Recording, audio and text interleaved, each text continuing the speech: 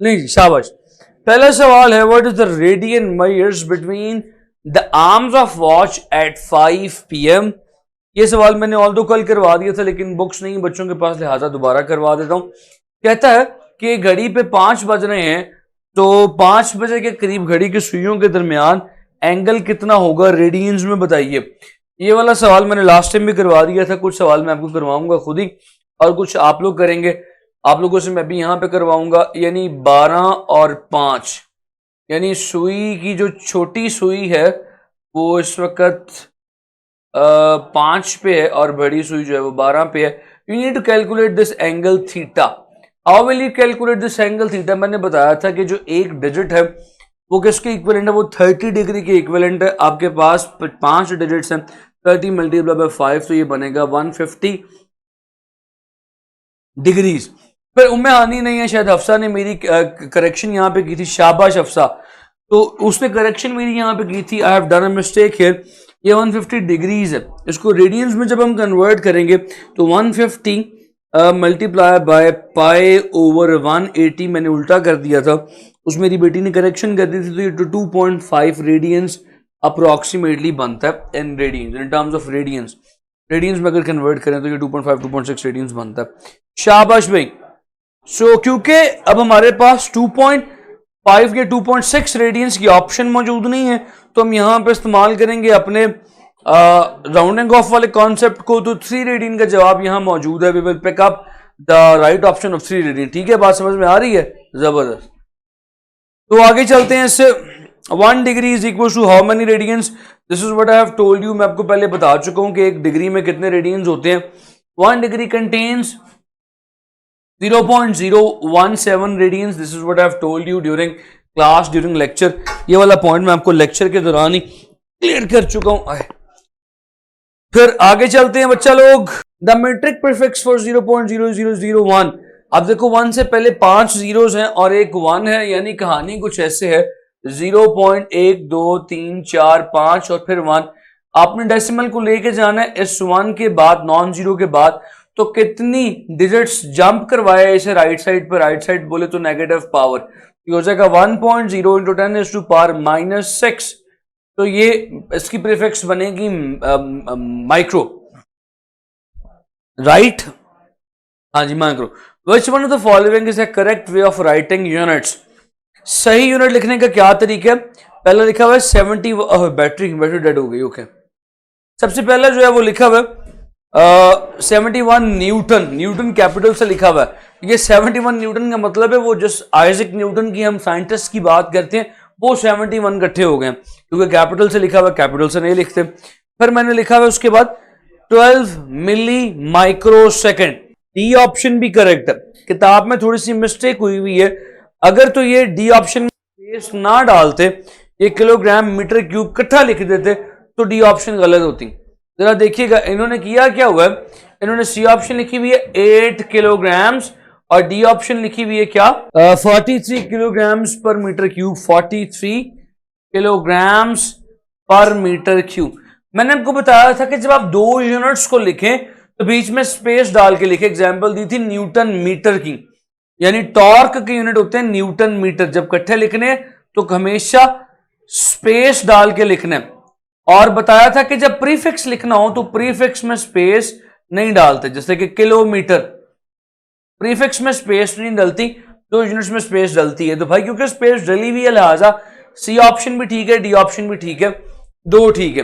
हाँ, अब अगर ऐसा किया होता उन्होंने कि ये साथ लिखा होता लाइक दिस पर मीटर क्यूब, तो फिर ये गलत होता, सिर्फ वही ठीक होता। होप सो कि मेरी बात मेरे बच्चों तक पहुंच गई है। आगे चलो। कहता है कि the Newton the student measures the distance several times. तो ये वाला आप लोग करेंगे। The reading is between 49.8 centimetre and 52.2 centimetre. The measurement is best recorded as. कौन सी ठीक होगी? शाबाश, दसो मुझे जल्दी से। ओके जी। The next question is the percentage uncertainty in the measurement of 3.76 plus minus 0.5 metre. तो भाई परसेंटेज अनसर्टेनिटी फाइंड करो। तो मैं ये आया हुआ है। देखो मजा ही तब आता है चीजों का चैप्टर में जब तुम चीजें सीख चुके हो, खुद करने के काबिल हो। इसी को कामयाबी कहते हैं, इसी को कहते हैं कि आपने कुछ लर्न किया। फटाफट करके बताओ। 0.25 ऊपर रखो, 3.76 नीचे रखो, मल्टीप्लाई बाय 100 करो, शाबाश। द नेक्स्ट क्वेश्चन इज, अगला सवाल है, the temperature of two bodies measured by the thermometer are T1 20 plus minus 0.5 and T2 is 50 plus minus 0.5. The temperature difference and error therein. देखो अब ये वो यहां पे इस क्वेश्चन नंबर 7 में तुम क्या रूल लगाओगे? सब्ट्रैक्शन में अनसर्टेनिटी का। x1 गिवन है 20, x2 गिवन है 40, x2 माइनस x1, 40 माइनस 20 क्या हो जाएगा? 20। मगर absolute uncertainties are always added. मैं निकलना का तो भाई ये एक में एब्सोल्यूट अनसर्टेनिटी 0.5, दूसरे में भी 0.5, तो जवाब में आएगी 1। So which is the correct? 20 और 50 है, सो विच इज करेक्ट भाई? C option is correct. आगे चलते हैं जी। 5 metre plus minus 4.0% multiply by 3.0 plus minus 3.3%। देखो अब इसमें सारे सवाल वही आ रहे हैं। इसमें आपने करना क्या? मल्टीप्लीकेशन और डिवीजन का रूल अप्लाई करना है। जैसे क्वोशिएंट और प्रोडक्ट रूल आपकी किताब में लिखा हुआ है। मल्टीप्लाई करोगे तो 5 तो 3 से मल्टीप्लाई हो जाएगा, लेकिन रूल क्या था? Percentage uncertainties are added. So भाई पहले 5 मीटर की परसेंटेज लो, वो 4 है। फिर 3 सेकंड्स की परसेंटेज लो, वो क्या? 3.3। तो 5 3 15 और परसेंटेजेस ऐड हो जाएंगी, 7.3 आ जाएगा। हाँ भाई पॉइंट समझ में आता है सबको? और जबरदस्त। फिर आगे कहता है कि एक है 2.0 मीटर प्लस माइनस 2.0%, इसका क्यूब लेना है। तो पावर रूल लगाओगे, अब 2 का क्यूब 8 हो जाएगा। अब पावर मैंने कहा था परसेंटेज अनसर्टेनिटी से मल्टीप्लाई होती है, तो 3 2 6। So the correct option is D option. Let's move on. The number of significant figures in measurement. लो जी अब आपने मुझे बताना इसमें सिग्निफिकेंट फिगर्स कितनी है? 0.00, जो पहले दो जीरोस हैं 7 से, क्या वो सिग्निफिकेंट है? नहीं। फिर 708, 7 भी सिग्निफिकेंट, 0 बीच में आ रहा है वो भी सिग्निफिकेंट, 8 भी सिग्निफिकेंट, 6 भी सिग्निफिकेंट और आगे वाले 00 भी सिग्निफिकेंट। तो टोटल कितने सिग्निफिकेंट हो गए? 6। सी ऑप्शन, शाबाश। How many significant figures we have? मैंने कहा था कि हमेशा एडिशन में लीस्ट सिग्निफिकेंट फिगर्स लिखते हैं। सो भाई 1.362 प्लस 25.2। अभी जो 1.362 है इसमें 4 सिग्निफिकेंट फिगर हैं और 25.2 में 3 सिग्निफिकेंट फिगर्स हैं। अब जो जवाब आएगा उसमें 3 सिग्निफिकेंट फिगर्स होने चाहिए, ठीक है? जो भी जवाब आएगा उसमें 3 सिग्निफिकेंट फिगर्स होने चाहिए जब आप उन्हें ऐड करेंगे, ठीक है भाई? बात समझ में आ रही है? Compute the result to the correct number of significant figures. इसमें भी एक है 1.513 और एक है 27.3। एक में 4 सिग्निफिकेंट फिगर है, एक में 3 सिग्निफिकेंट फिगर है।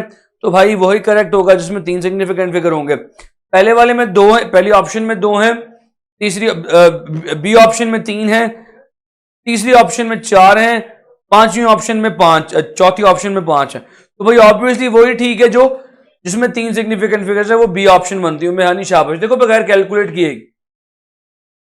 फिर कहता है 7.635 एंड 4.81 है 2 सिग्निफिकेंट नंबर्स। फिर multiplication significant digits are. Multiplication division में भी वही करना जिसके लीस्ट सिग्निफिकेंट फिगर्स हो। पहले वाले के 4 हैं, दूसरे वाले के 3 है, तो जवाब में भी 3 को ही अटेम्प्ट करना है, ठीक है? अब इसमें एक के हैं इतने ज्यादा, फिर एक के 5 हैं, एक के 4 हैं, एक के 3 है, तो आप डी ऑप्शन को करेक्ट करोगे जिसके 3 है। आगे चलते हैं। प्रेसिजन ऑफ द किधर गया? Precision of the measurement, I hi hi, measurement 8,385,000 kilometre is. तो भाई इसकी प्रेसिजन क्या है? देखो एंड पे सारे जीरोस लिखे हुए हैं, सिग्निफिकेंट है, तो सारे के सारे जीरोस क्योंकि लिखे हुए हैं दैट मींस 3 जीरो सिग्निफिकेंट है, तो उसकी सिग्निफिकेंट फिगर था, उसका प्रेसिजन, इसका लीस्ट काउंट 1000 होगा। आगे चलता हूं जी। M0L0, यार ये 15th क्वेश्चन बड़ा इंपॉर्टेंट है, जरा ये देखो 15th क्वेश्चन बड़ा इंपॉर्टेंट है। कहते हैं m0 l0 t0, m की पावर भी 0, l की पावर भी 0, t की पावर भी 0। अब कहता है बताओ भाई कि ये किसकी डायमेंशन है? सारी जब पावर 0 है इसका मतलब डायमेंशन तो है ही नहीं, डायमेंशन तो 1 है, तो 1 डायमेंशन नहीं, किसकी नहीं होती? Strain is dimensionless, refractive index is dimensionless, magnification is dimensionless, तो ऑल। स्ट्रेन के भी यूनिट्स नहीं होते, रिफ्रैक्टिव इंडेक्स के भी यूनिट नहीं होते। चलो मैं सबको बताता हूं, ये देखो स्ट्रेन क्या होता है। स्ट्रेन क्या होता है भाई? स्ट्रेन कहते हैं, स्ट्रेन कहते हैं change in length over original length,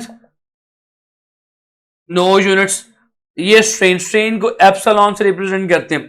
और दूसरा क्या था? रिफ्रैक्टिव इंडेक्स एन से रिप्रेजेंट किया जाता है। ये किसके इक्वल होता है? Speed of light in air to the speed of light in that medium, दोनों सेम चीजें हैं, नो यूनिट्स। मैग्निफिकेशन क्या होती है? Size of image over size of object, same units है, तो कट के आ गए no units. Everything has no units, so all का ऑप्शन गलत, ऑल का ऑप्शन ठीक होगा। हाँ मुझे ये बताओ ठीक हुआ कि नहीं हुआ, करेक्शन हुई कि नहीं हुई? The next question is the dimensions of torque. Torque newton metre को बोलते हैं, तो भाई सी ऑप्शन बनती है। सो क्वेश्चन है 385,000 किलोमीटर्स। ओके सवाना, अच्छा 385,000 किलोमीटर्स में जो लीस्ट काउंट है वो क्या है? प्रिसीजन पूछी हुई है। ये जो मेजरमेंट है 3,85,000 यानी थाउजेंड्स के अंदर मेजरमेंट हुई हुई है। अगर ये ऐसे लिखा होता, तो अगर असल मेजरमेंट होती 3,85,400, और मैं कहता हूं कि भाई जो लीस्ट काउंट है डिवाइस का वो 1000 होता, 1000 किलोमीटर होता, तो क्या ये मेजरमेंट मेजर हो सकती थी? ऑब्वियस सी बात है नहीं। इस बात पे मैंने लास्ट टाइम डिस्कशन की थी। 1000 किलोमीटर का मतलब है वो चीज 1000 किलोमीटर की शक्ल में मेजर करेगी, यानी 1000 के बाद अगली रीडिंग होगी 2000 के बाद अगली रीडिंग होगी 3000 के बाद अगली रीडिंग होगी 4000। अब 4000 के बाद अगर मेजरमेंट 4500 है ना, तो वो 4500 नहीं बताएगा, क्योंकि उसकी लीस्ट काउंट 1000 है। वो 4000 के बाद अगली रीडिंग 5000 की बताएगा, वो जो बीच में 500 है वो उसको मेजर नहीं करेगा, वो बताएगा कि 4000 ही का है।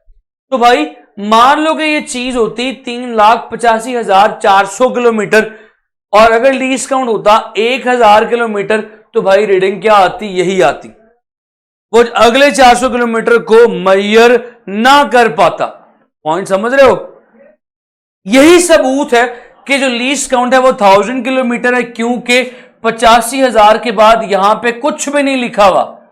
अगर यहां पे कुछ और लिखा होता, 10 लिखा होता, फॉर एग्जाम्पल ये 400 लिखा होता, इसका मतलब क्या है कि ये 2 जीरो अनसर्टेन है, तो हम कहते हैं कि इस सिचुएशन में जो लीस्ट काउंट है वो 100 किलोमीटर का है। अगर लिखा होता 3,85,410, तब हम कहते हैं कि अब जो लीस्ट काउंट है वो 10 किलोमीटर का, क्योंकि 85,000 के बाद कुछ भी नहीं लिखा हुआ। इसका मतलब है अगली चीजें मेजर ही नहीं हो पाई। हो सकता था 85,000 5 मीटर होता, 10 मीटर होता, 100 मीटर होता, मगर अगली चीजें मेजर ही नहीं हो पाई। इस बात का सबूत यह है कि ये एक ऐसी डिवाइस से मेजर हुआ जिसका लीस्ट काउंट 1000 किलोमीटर है। पॉइंट समझ में आया? परसेंटेज अनसर्टेनिटी फाइंड आउट करनी है बेटी। परसेंटेज अनसर्टेनिटी जो है वो किसके इक्वल होती है? Simple, least count divided by measurement multiply by 100। सो भाई लीस्ट काउंट क्या था लिखा हुआ? लीस्ट काउंट कहते हैं एब्सोल्यूट अनसर्टेनिटी को, जो ब्रैकेट में लिखा होता है ना, जिस तरह ये 3.76 मल्टीप्लाई बाय 0.25 मल्टीप्लाई नहीं, सॉरी, प्लस माइनस, ये लीस्ट काउंट होता है, इसको एब्सोल्यूट अनसर्टेनिटी भी कहते हैं। सो भाई इसको ऊपर रखा, मेजरमेंट को नीचे रखा, मेजरमेंट ये है, सो वजन 0.25 डिवाइडेड बाय 3.76 मल्टीप्लाई बाय 100%। तो बेटी ये 6.6% जवाब आया था। क्या ख्याल है सफाना, पॉइंट क्लियर हुआ? 8वां सवाल था 5.0 metre plus minus 4% multiply by 3.0 seconds plus minus 3.3%। ये मल्टीप्लीकेशन का सवाल है। अब देखो यहां पे परसेंटेज में अनसर्टेनिटी लिखी हुई है, तो ये परसेंटेज अनसर्टेनिटी कहलाएगी। वहां पे सिंपल नंबर लिखा हुआ था तो वो एब्सोल्यूट अनसर्टेनिटी जिसे लीस्ट काउंट कहते हैं। अब क्योंकि यहां पे परसेंटेज में वैल्यू लिखी हुई है तो ये परसेंटेज अनसर्टेनिटी है, पीयू है ये। जब मल्टीप्लाई करते हैं तो मैंने लॉ लिखवाया था अनसर्टेनिटी में, मल्टीप्लीकेशन में परसेंटेज अनसर्टेनिटीज आर एडेड। भाई ये 3 इस 5 से मल्टीप्लाई होकर 15 आ जाएगा, इन दोनों को ऐड कर देंगे प्लस माइनस 7.3%। नजर ही नहीं आ रहा मैं क्या लिख रहा हूं, ये आ रहा था परसेंटेज अनसर्टेनिटीज आर एडेड, ये आ रहा है। ओके सो भाई इनको 5 को 3 से मल्टीप्लाई करेंगे 15 आ जाएगा, 15 plus minus 7.3% percentage uncertainties are added. जबरदस्त, चल भाई आगे। Conceptual questions, give a short response of the following questions. कैसी मजे की बात है, हमारे यहाँ पे बच्चों के केपीके में शॉर्ट क्वेश्चन जो है वो 4 नंबर का होता है और इधर 3 नंबर का शॉर्ट क्वेश्चन होता है हमारे फेडरल में। यहाँ पे हमारे जो इधर है ना पंजाब में, इधर बड़ा मजे का सीन है, इधर 2 नंबर का शॉर्ट क्वेश्चन होता है। 16th वाला करवा दूं, ये ले मेरी जान। डायमेंशंस ऑफ टॉर्क, टॉर्क के यूनिट्स क्या होते हैं? हिदायत, अल्लाह तुम्हें हिदायत दे। तो torque is newton meter, newton क्या है? ml/t-2 साथ ही L से मल्टीप्लाई हो जाएगा तो ml/2t-2 हो जाएगा मेरी जान। पॉइंट समझ में आता है? अच्छा जी, उसके बाद कॉन्सेप्चुअल क्वेश्चंस में से एक कॉन्सेप्चुअल क्वेश्चन आज करवा देता हूं, बाकी फिर ऐशी मारेंगे। पहला सवाल है, for an answer to be complete the units need to be specified why. हाँ, for an answer to be complete, मुकम्मल जवाब के लिए, बल्कि हो गया, मुकम्मल जवाब के लिए यूनिट स्पेसिफाई करने क्यों जरूरी है? तो बताइए, आप लोग बताइए, मुकम्मल जवाब के लिए यूनिट स्पेसिफाई क्यों करने जरूरी है? क्योंकि जब तक जवाब मुकम्मल नहीं होगा, जब तक यूनिट्स नहीं लगेंगे तब तक जवाब मुकम्मल नहीं होगा, क्योंकि यूनिट्स ये डिफाइन करते हैं कि कौन सी क्वांटिटी फाइंड आउट की गई है। जब आप कोई एक्सपेरिमेंट करते हैं, क्वांटिटी फाइंड आउट करते हैं, तो अगर यूनिट्स नहीं लगाएंगे तो पता ही नहीं चलेगा कि कौन सी क्वांटिटी फाइंड आउट की जा रही है। It will like just a scalar number, वो क्या बन जाएगा? डायमेंशनलेस कांस्टेंट बन जाएगा। जबकि जो क्वांटिटी आप फाइंड आउट करते हैं दैट इज डायमेंशनल वेरिएबल। ये कॉन्सेप्चुअल जवाब है इसका। ठीक है जी बच्चों, just take care of yourself, अल्लाह हाफिज।